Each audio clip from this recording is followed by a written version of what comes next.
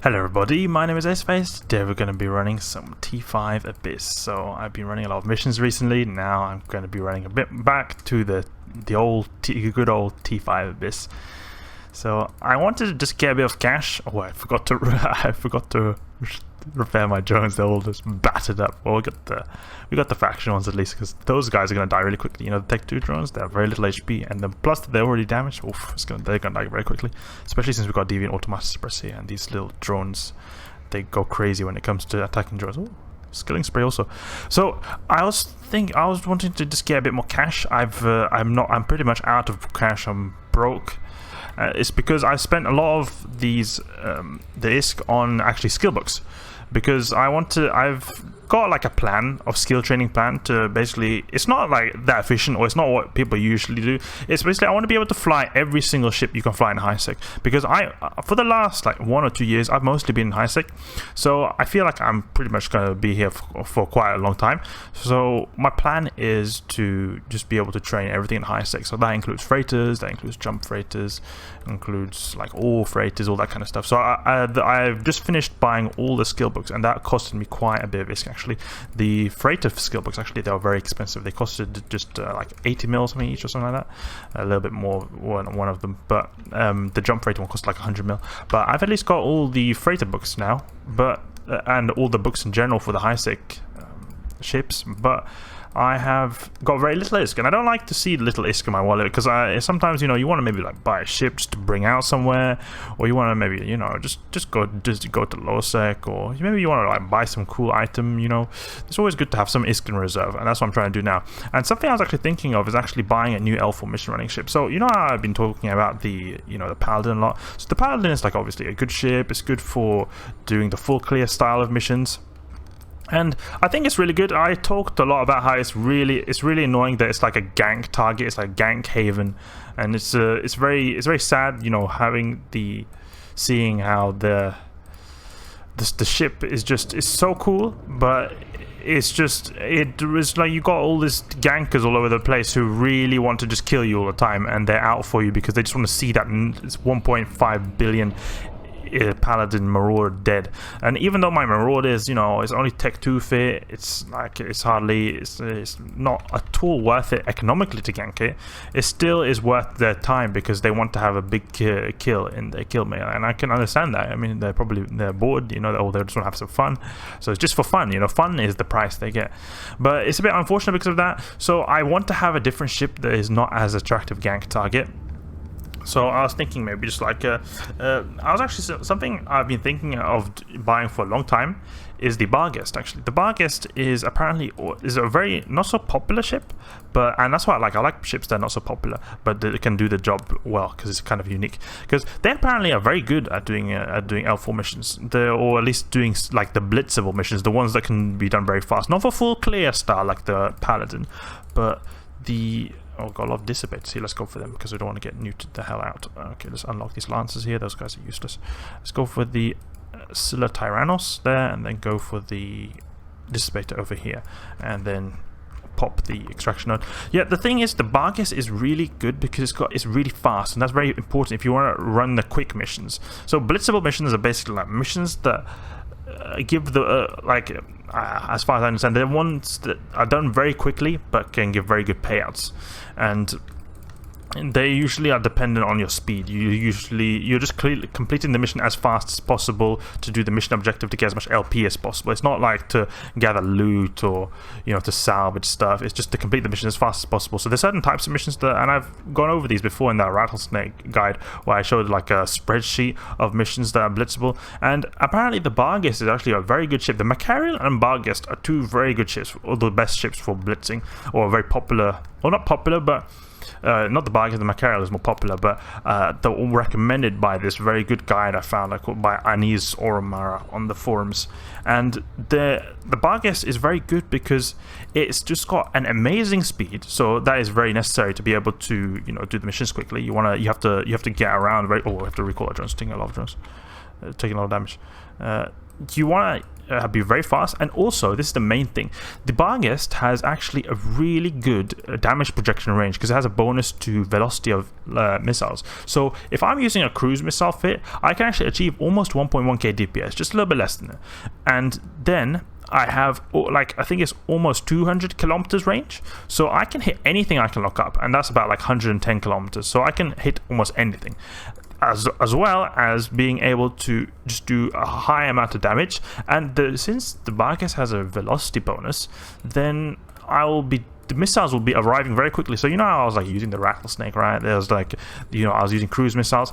The only issue with the cruise missiles kind of was that they were taking quite a long time to approach their targets. You know, it's going to take a long time. That's the good thing about using guns, they instantly do damage.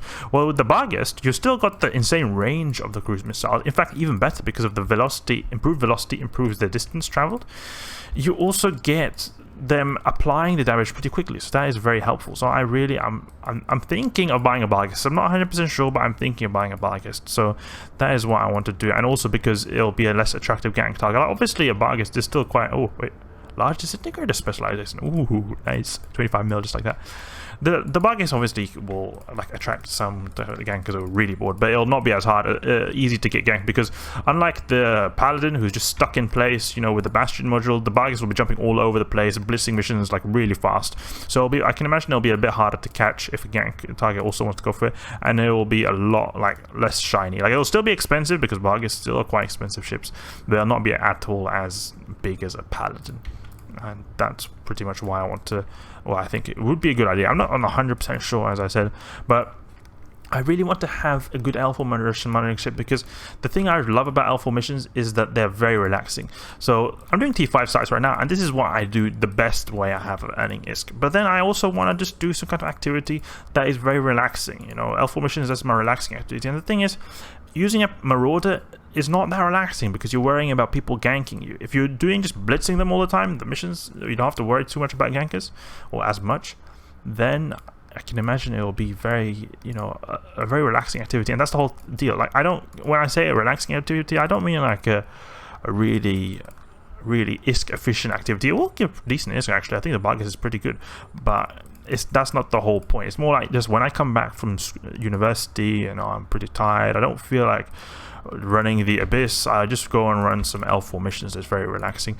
The ship I'm using right now is very expensive, this Gila right here, so if I die, it's like it's big loss, and I don't like to have to stress out about potentially losing this. And also the Abyss is as well not at all a good activity to relax in, because it takes about 10, 12, sometimes even 15 minutes if I've got a slow room doing these T5s, and that has to be done. If I don't do it, then my ship is dying, and that means you can't pause. And I think it's important to be able to pause, because, you know, something can happen in real life. You know, I live with a big family, so there's always stuff going on, so it's quite annoying to have to, you know, not be able to pause, or then lose like billions or hundreds of millions, and take many hours to get it back just because you can't pause.